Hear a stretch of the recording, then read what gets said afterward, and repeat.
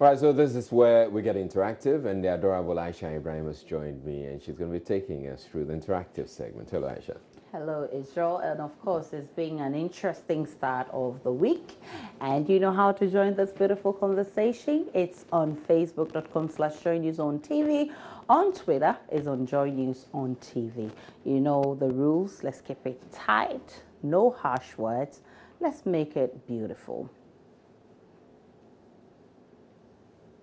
All right, so it rained on Sunday and Accra was underwater for several hours again. In one unfortunate incident, the roof of a church was blown off and injured several members of that church. This is a situation that seems to occur every time the rainy season sets in. And every year, government pledges to do something to resolve the problem. But the situation, unfortunately, remains same. Question: what one most important solution do you propose will resolve this flooding situation once and for all? Littering, they should put a stop to littering. Especially some people do rubbish in their houses and then they come out and pour it in the drains. People buy sachet waters and they leave the rubbish on the floor. When it's rain, it gathers all of them into the drain, and then the rain at the end of the day will not find any means to pass, so it ends up in our various homes. So I think there should be a law to correct this. I think it's all about the people that are living in Ghana. Probably they have to change their mindset, keep their places clean, yeah, before we talk about the infrastructure and the road and everything. I think that's going to make a great impact. If that is solved, then I think the rain won't kill people like it used to, or it's been killing people. I think Ghanaians will have to change their attitudes. You know, it's an attitudinal problem, okay? It is not the government of the day that is going to do everything for Ghanaians. We also have to change the way we do we do things in Ghana, okay? From the dawn of civilization, okay, Africans have always experienced problems like this. There are floods each and every time that is carrying people, and devastating natural occurrences that is so destructive to Ghana as a whole, and Ghana in particular, but Africa as a whole. I think the infrastructure has got to be well, built. Sometimes they just make those stuff in a short way because of they want to set up bad. So that is the cause of everything. But when it's well planned, those things is going to happen. It's not going to happen.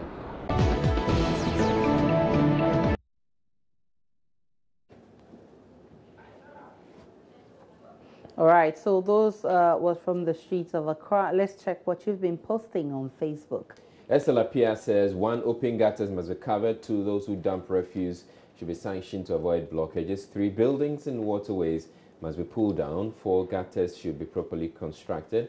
4, choked gutters, or 5, choked gutters be distilled and disposed of properly. And 6, gutters constructed must be well connected to avoid blockages. Deodatus says a continuous culture of cleaning up the channels, even as small as the gullies along the roads, will help. It's cheaper than the cost incurred during disasters, and no amount of expenditure will equate to lost lives. It will provide jobs for the folks employed to clean. If this is already in place somehow, then it must be supervised properly. There are also issues of structures located in critical drainage paths, as have been reported countless times. Talk is cheap. You say, Kwesi says, until we change our attitude and be responsible for our actions, rains will continue to flood our homes. Why should you build on waterways and expect to have a sound sleep when it rains? Why should you throw rubbish into drains and expect to sleep well when it rains? Benjamin Brew says, tear the fence walls down and allow the water a broader way to move. Change the designs of the drainage system and make them bigger. Please stop dumping refuse in drainages and don't build on waterways. I think it might help. Munir Tampuri Nyandiba says, construction of good drainage systems, change of attitude by way of not dumping refuse and other waste materials in drainage, avoid selling of plots and building and drainage waterways and flood-prone areas. Berry Makwabaji from Jinejine says, we wanted change and we had it, and I thought that was the end to all our predicaments. If our problems still persist, then we must turn to prayers instead. Berry Makwabaji. Those are some comments on Facebook. Now, also, it's now official that Kwesi Nyantakyi is the second most powerful man in African football. Over the weekend, he was appointed the first vice president of the Confederation of African Football, CAF. He already has a long and illustrious relationship with the football world here in Ghana and across the continent. Question I ask, what does this mean for football in Ghana? And what are your expectations of Mr. Nyantakyi in his new role? I think as he's now into the higher level, or he has been taken to the highest level, I think he will use that opportunity to assist the Ghana football. For him, I think a whole lot of people are making some comments, others are bad, others are good. So it's up to him, to stand up and work hard. Because since that position is being given to him, to prove people wrong or something like that. What impact Nyantakyi? Who be Nyantakyi self? FA president. Nothing will happen for football inside. Nyantakyi self, what he do for Ghana football? For self and the CAF. Even inside, you don't be that man. Now they come out time. Another man come. What he do for Ghana, even African football? What he do? The reason why they say this is because even the CAF Champions League, if you win, how much did they give you? Even the CAF is the African Cup of Nations. If you win, how much did they give you? And Nyantakyi did there. Now they give us that small money. So what you go do for them? You don't go do anything for them. I don't go do anything for them. I'm proud of him being a Ghanaian, and he's the vice president of the CAF, and I'm sure he can do it. As far as he's a Ghanaian, he'll help us. Yeah, he will help Ghana football association to grow. Yeah. Kwesi has contributed positively toward the development of our local football, and also he hasn't done so badly with regards to Black Star performance in World Soccer. I mean the World Cup. I think we've taken part in during his term 3 times in the World Cup. So I think he hasn't done badly as far as I'm concerned. Football is concerned in Ghana. To me, he as a person, he just, that appointment, he alone is going to benefit from that appointment. But as Ghana Football Association, or football in Ghana general, they are not going to benefit. Simply because the way the man is handled football in Ghana here, it's not fair. The man just destroy our football. So he, as a Nyantakyi, he is going to benefit from that appointment, but not a Ghana Football Association. So for me, I'm not interested, and though I congratulate him because he's a Ghanaian, but Ghana as a whole, or Ghana football, is not going to benefit anything from that appointment.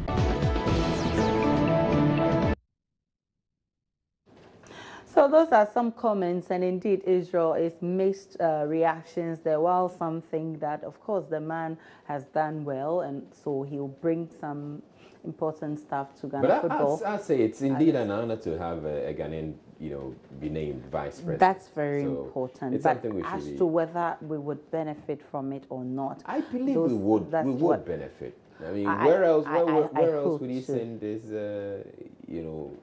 His loyalty is with us. Definitely so, and we hope so. Let's check what you've been saying on Facebook. And Kwesi says his absence in Ghana football will rather revive our dead and uninteresting Premier League, since he has shown over the last few years of his reign as the chairman that he has nothing to offer anymore. He must resign honorably. I wish him all the best in his new office.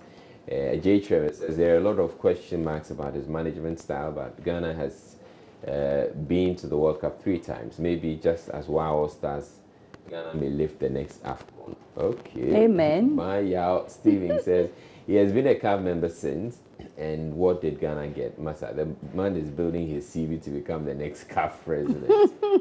Berma Kwabaji from Jiniji says, congratulations to him, but I sincerely wished he was whisked away and now not Ghana's FA chief after that apparently big appointment. This is typical case of Odifo Biara ni what? Okay, Odifo Biara ni Nunyam Woni Krum. While we keep rejecting him, he is now a cornerstone somewhere. Hashtag Songo. Bambakia Samed says, this man is really hardworking, but I can see Ghanaians don't appreciate or see the good works of their own. He will one day become CAF president, perhaps FIFA president, inshallah. All right, so those are some prophecies on Facebook. Finally, ladies, we are now being told it's our job to keep our man happy. Really? Well, that's the advice from author Andia Miller, who says in order to have a happy and healthy marriage, the wife has the responsibility to keep her husband happy. Her logic is that when the husband is happy, he will reciprocate and play his role to keep the marriage afloat. But the first step must come from the wife. Question: what do you make of this? No woman can keep a man in a relationship. The men want to stay because they want to stay. That's it. So it's about time the women got to know that thing in mind, that they can't keep a man. I want to stay because I want to stay. It's not about your beauty, your butt, your breast, whatever. No. Yeah, in a relationship, the woman has to make her man happy in different ways she can. Probably, maybe if she's in, like, if he doesn't like people that nag a lot, she has to like calm down to his level, you understand? Get to understand him, just understand what he wants, what he doesn't want, to make the relationship go further. That's all. About relationships, they both have to do their part. But normally, if a guy want to stay, I want to stay because I want to stay. You can't keep me. No matter your beauty, no matter your intelligence, you know, girls have to work on the way they behave and the way they portray themselves. Nothing comes easy. So you just have to do your best in a relationship. I wouldn't debunk that assertion. It's very true. In a relationship, both the man and the woman have some peculiar, how do you call it, roles to play. In as much as the man plays his very well, the woman will also have to play hers so very well. Okay? So if it will take a woman to go all out, do whatever is possible to make sure her relationship, you know, is on good grounds, why not? Israel, I'm loving this. And you know, I love the comments made by some two gentlemen, and they say the man will stay because he wants to stay, period. And that's it, isn't it, Israel? Not quite. Because you realize that sometimes you do everything for a man and he still wants to go. Well, every relationship has its own peculiarities. Yes. So yeah, I think I want to agree with that. It doesn't apply in all instances. In all instances. So that's what. But for you, if the woman makes you happy, you'll stay, right? Well, I have to be really peeved before I walk out of the marriage. Oh, that sounds good. I hope all the men are listening. Let's check what you've been saying on Facebook. Kwesi Boateng says, yeah, that is what most married men are told by their parents, but they rather go to the marriage home to rather create problems and troubles for their husbands. It's only few who are able to make their husbands happy and even stand with them in terms of troubles. Adora Mystical says, succinctly so, that's what married women should be doing. It is said in Islam that when the married woman's husband is unhappy with her till daybreak and she dies, Allah won't allow her in paradise. Aisha, that's true. That's okay. true. Chief Mana Osei says, I don't believe some of these researches.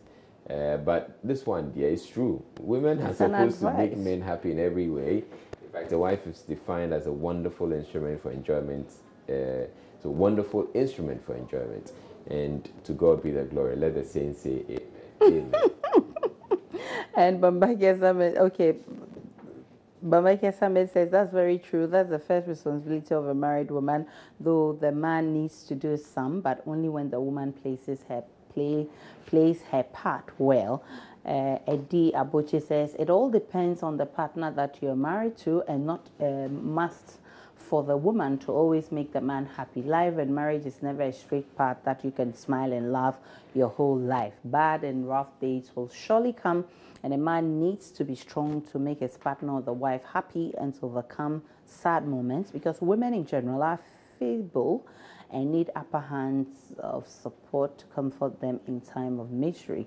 Bra Kwabna says, I do agree 100%, because although I'm young and not married yet, I can see it from my parents that it is my mom who makes my dad happy and sad as well.